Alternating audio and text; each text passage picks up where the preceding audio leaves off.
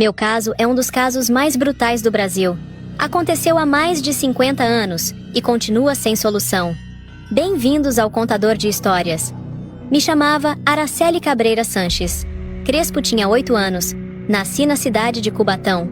Em São Paulo, morava com meu pai, Gabriel Crespo, minha mãe, Lola Sanches, e meu irmão mais velho, Luiz Carlos. Nós mudamos de Cubatão para Vitória, no Espírito Santo, por conta de uma oportunidade de emprego para meu pai.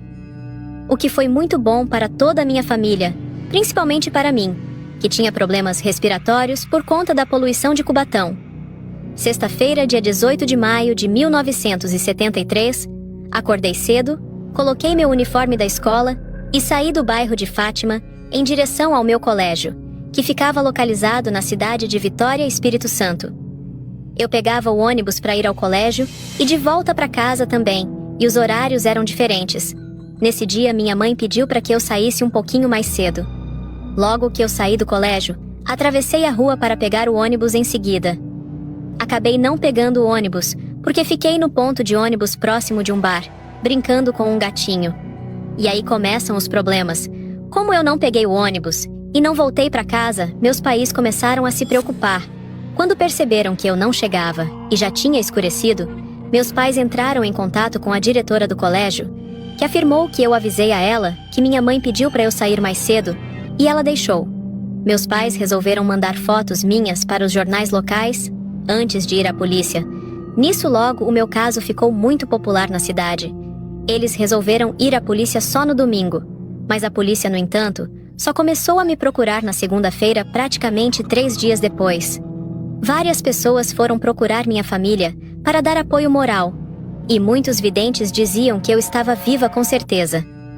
Alguns dias depois de muita procura, uma pista foi encontrada no dia 24 de maio de 1973.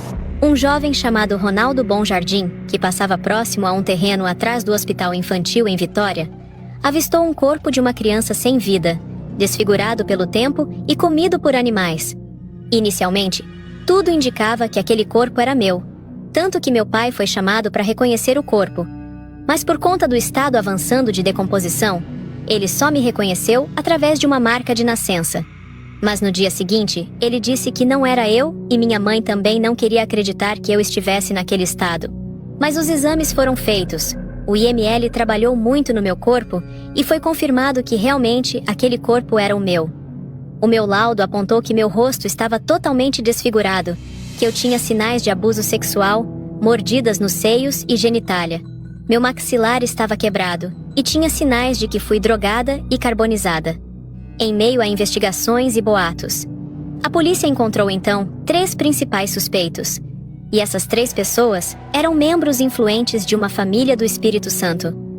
Um chamado Dante de Barros Michelini, Dantinho, o pai dele, Dante de Brito Michelini, e um homem chamado Paulo Elau.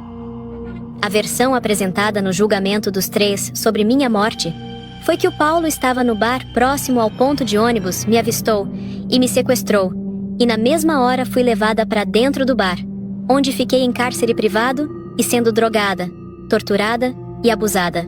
E por conta do excesso de entorpecentes no meu corpo, ele disse que eu tive uma convulsão e fui levada para o hospital, mas cheguei lá já morta. E por isso, os acusados então, como estavam no hospital, pegaram o meu corpo e jogaram numa mata atrás, onde ele foi achado. Essa versão fez muito sentido para a polícia, porque os 3 negaram a todo momento me conhecer, muito menos a minha família. Em 1980, o juiz responsável pelo caso deu 18 anos de sentença para cada um dos acusados. O problema é que, anos depois, o caso resolveu ser visto por um lado diferente e analisado novamente. E o caso foi passado para um juiz que levou 5 anos para analisar o processo. E por fim, ele escreveu uma sentença de 700 páginas, onde absolveu todos os acusados, e eles ficaram livres. Nada de prisão. No dia 18 de maio, foi criado o Dia do Combate à Exploração Infantil, em homenagem ao meu caso. Também foi feito um memorial em minha homenagem em Vitória, no Espírito Santo. E também foi escrito um livro com minha história. E até agora, em 2025, ninguém foi punido pela minha morte. E meu caso continua um mistério sem solução há mais de 50 anos. Vocês conheciam o meu caso? Qual a sua opinião sobre ele? Deixe sua opinião nos comentários, compartilhe e siga o perfil para mais histórias.